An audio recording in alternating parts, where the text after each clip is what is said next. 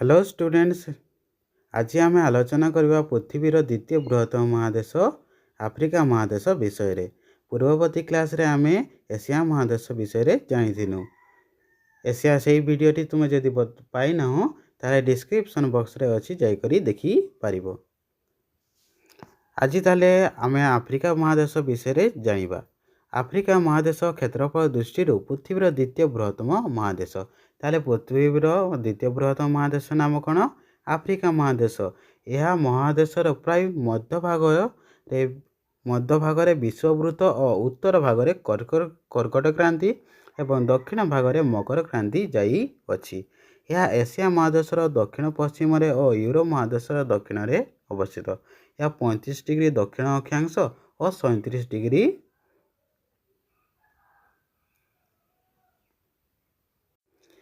37 degree उत्तर अक्षांश एवं 51 degree पूर्व द्राघिमा और 20 डिग्री पश्चिम द्राघिमा मध्य अवस्थित। सुएज केनाल यहाकू एशिया महादेश ठारू विच्छिन्न करुअछि। यार पूर्व दक्षिण रे भारत महासागर और दक्षिण रे अंटार्कटिका महादेश, पश्चिम रे आटलांटिक महासागर और उत्तर रे भूमध्य सागर और उत्तर पूर्व रे लोहित सागर अवस्थित। ताहले या कौ केउठारे अवस्थित से विषय देख। पिला माने देखि पारुछ यह होछि हमर आफ्रिका महादेश। देख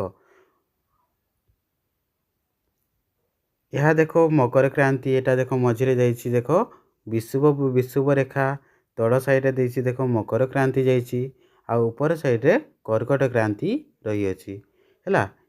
एटा देखो एशिया महादेश। एठी हमर सुएज केनाल अवस्थित अछि। तापरे देखो एडे देखो आटलांटिक महासागर अछि, भारत महासागर अछि, हाँ ना नहीं। तापरे देखो यार प्राकृतिक विभाग विषय रे आम आलोचना करिबा। आफ्रिका महादेशर उत्तर पश्चिम रे आटलास पर्वतमाला अवस्थित अछि। यार जो उत्तर पश्चिम भाग अछि सेठारे आटलास पर्वतमाला अवस्थित अछि। समग्र आफ्रिका महादेश अनेक गुड़िए मालभूमि को नहीं गठित, तेणु यह मालभूमि पूर्ण महादेश कहुए। समग्र आफ्रिका महादेश अनेक बहुत गुड़िए मालभूमि को नहीं गठित, तेणु यही महादेश को मालभूमि पूर्ण महादेश कहुए। यार उपकूलवर्ती अंचल एवं नदी उपत्यका अंचल समतल भूमि देखा जाए। यार उत्तर भाग में पृथ्वीर बृहत्तम उष्ण मरुभूमि सहारा मरुभूमि एवं दक्षिण में कालाहारी मरुभूमि अवस्थित। यार उपकूलवर्ती अंचल और नदी उपत्यकार बहुत गुड़िए समतल भूमि देखा जाए। यार उत्तर भाग में बृहत्तम उष्ण मरुभूमि बा सबुठारु बड़ मरुभूमि सहारा मरुभूमि यही महादेश रे अवस्थित। आफ्रिका महादेश रे सहारा मरुभूमि अवस्थित एवं दक्षिण रे अछि हमर कालाहारी मरुभूमि अवस्थित।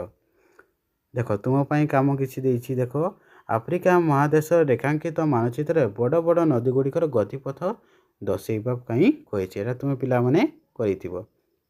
ताबे देखो नदी विषय जानिबा। आफ्रिका महादेश प्रवाहित नील नदी पृथ्वीर दीर्घतम नदी अटे। आफ्रिका महादेश प्रवाहित होइतिबा नील नदी पृथ्वीर सबुठारु दीर्घतम नदी अटे। सबुठारु दीर्घतम नदी या विक्टोरिया ह्रद निकटर बाहरी सहारा मरुभूमि मध्य दे प्रवाहित होला परे भूमध्य सागर रे पड़ी अछि। या विक्टोरिया ह्रदरु बाहरी करी सहारा मरुभूमि मध्य दे करी से भूमध्य सागर रे पड़ी अछि। जायरे नाइजर जाम्बेजी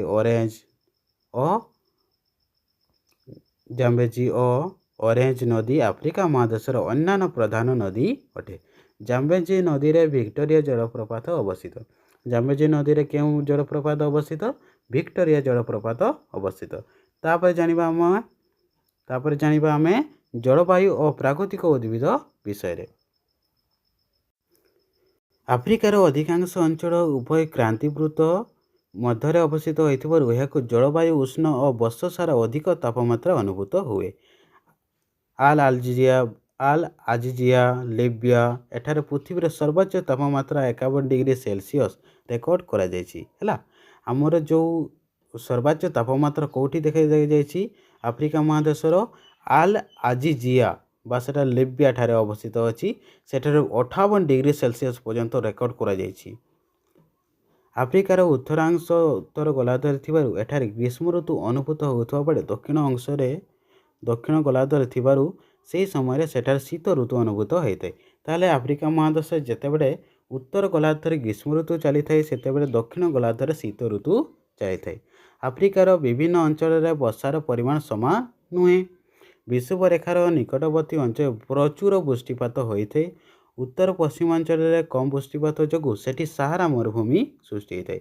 ଉତ୍ତର ପଶ୍ଚିମାଞ୍ଚଳରେ ବହୁତ କମ୍ ପରିମାଣରେ ବୃଷ୍ଟିପାତ ହେଉଥିବାରୁ ସେଠି ସାହାରା ମରୁଭୂମି ଆଉ କାଲାହାରି ମରୁଭୂମି ସୃଷ୍ଟି ହୋଇଅଛି।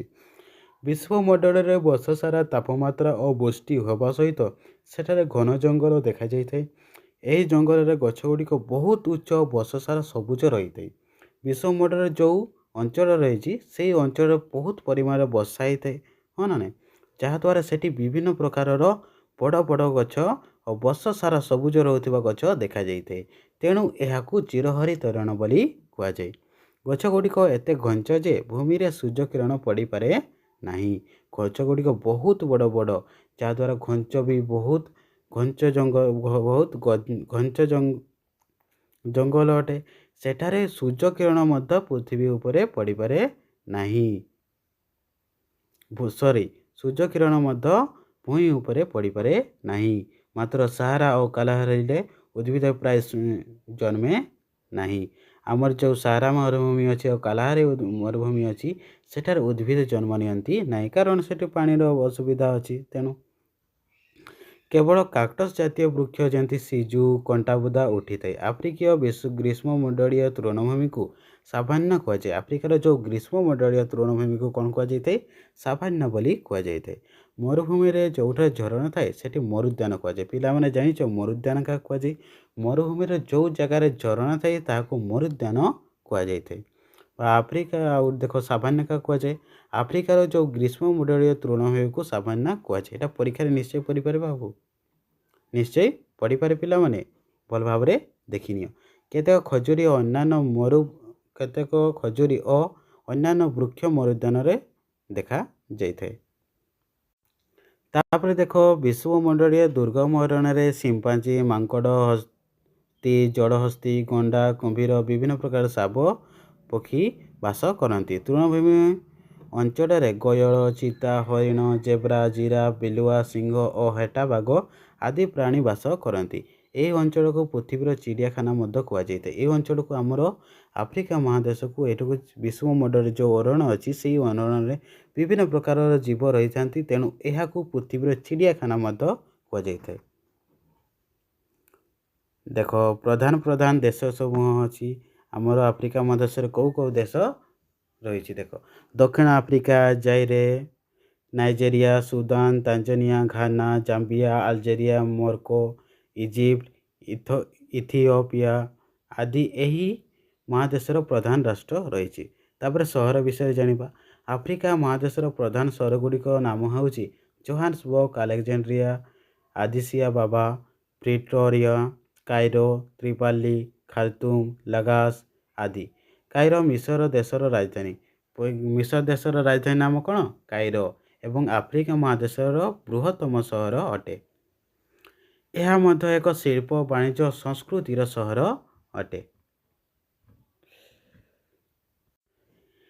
ଏଠାକାରେ ଅନେକ ପିରାମିଡ଼ ମଧ୍ୟ ରହିଅଛି। ପିରାମିଡ଼ ଗୁଡ଼ିକ ମିଶର ଦେଶର ପୂର୍ବ ରାଜାମାନଙ୍କର କବରସ୍ଥଳୀ। ଆଗରୁ ଯେଉଁ ଏଇଟାକୁ ଦେଖିପାରୁଥିବେ, ଏଇଟା ହେଉଛି ଆମର ପିରାମିଡ଼।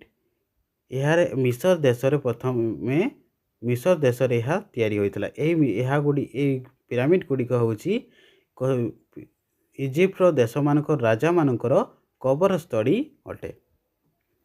ତାପରେ ଅଧିବାସୀ ଓ ସେମାନଙ୍କର ଜୀବନଯାପନ ପ୍ରଣାଳୀ ବିଷୟରେ ଦେଖ। ଆଫ୍ରିକାରେ ସାଧାରଣତଃ ଆଫ୍ରିକୀୟ ଓ ଅଣ ଆଫ୍ରିକୀୟ ଅଧିବାସୀ ବାସ କରନ୍ତି। ନିଗ୍ରୋମାନେ ଆଫ୍ରିକାର ପ୍ରାଚୀନ ଅଧିବାସୀ ଅଟନ୍ତି।